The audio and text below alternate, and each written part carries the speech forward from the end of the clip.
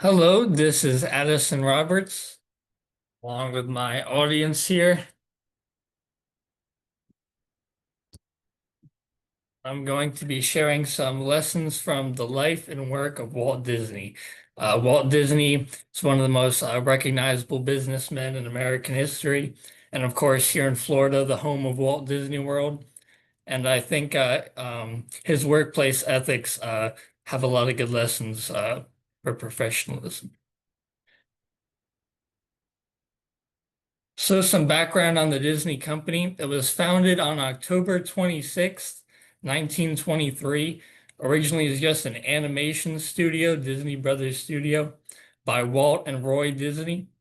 And once they developed Steamboat Willie and the immensely popular Mickey Mouse character, their popularity surged and they quickly became a staple of American pop culture.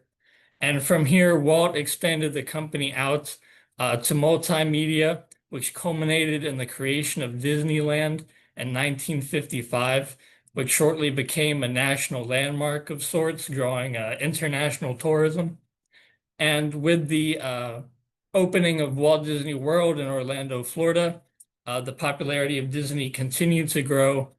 And following Walt Disney's death in the decades since, the international spread and appeal of Disney has continued to grow.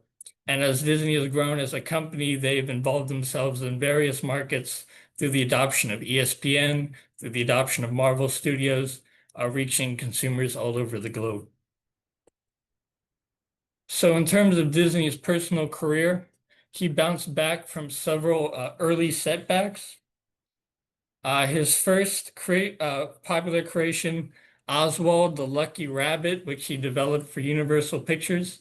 Despite being successful, he was let go from the company shortly after, and the animation team he was working with was pretty much dissolved. From here, he tried to start his own company, Laugh-O-Gram Films, but this went under not too long after that. But still, Walt kept the vision of having his own animation studio and opened up Disney Brothers Studio with his brother Walt. And in his work, he carried several strong ideas that he remained loyal to. He wanted to develop entertainment that was optimistic and uplifting for children and for all people. And he prioritized continual development and not resting on your laurels, but continuing to reach higher goals.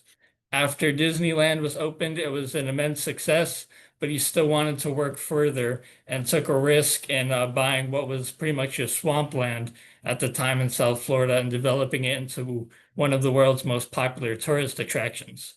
And even though by the time Disney World was getting set to open, Disney was getting older and starting to be in failing health, he still had a strong vision of what he wanted the place to be and where he wanted his company to go from there, and worked on the park almost up until his death. In terms of Walt Disney's personal leadership style, he had a good grip on soft skills, which meant that he was personable and able to get along with a variety of people from different fields and different backgrounds. And he could explain his concepts and ideas clearly, and explain to people what he wanted to get done and why it was important. And he prioritized what's called transformational leadership, where he inspired employees to be creative and to bring their talents and their insights into the workplace. So rather than a top-down approach where he was setting out what everyone should do all the time, he was open to advice and suggestion from employees.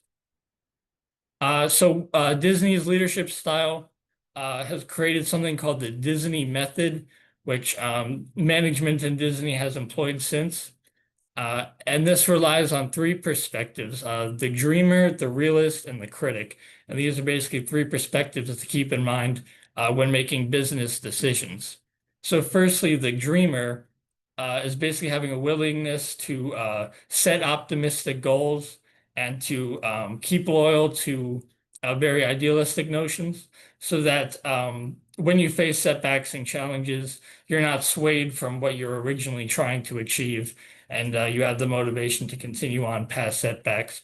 And then when it comes to the realist, that's observing objectively the ebbs and flow of the market and what consumers' expectations are so that you can be sure you're continuing to deliver a quality and timely product. And then finally, the critic, which is basically rigorously self-evaluating the company's work, the company's direction, and always trying to look for where it could improve. And then in terms of Walt Disney's legacy, he's inspired what is called visionary management within Disney, where a lot of the CEOs who have taken his position since will announce some sort of directive or outlook that they want to bring to the company. They're taking stock of where the company is now and then where they want to see it at the end of their career. And they try to stay very loyal to the initial goals and the initial values of Walt Disney in the media that they release and the work they do at their parks and around the world. And as Disney has continued to grow, this has only contributed to the continued success of the company. So thank you. Very interesting, very interesting. It's a great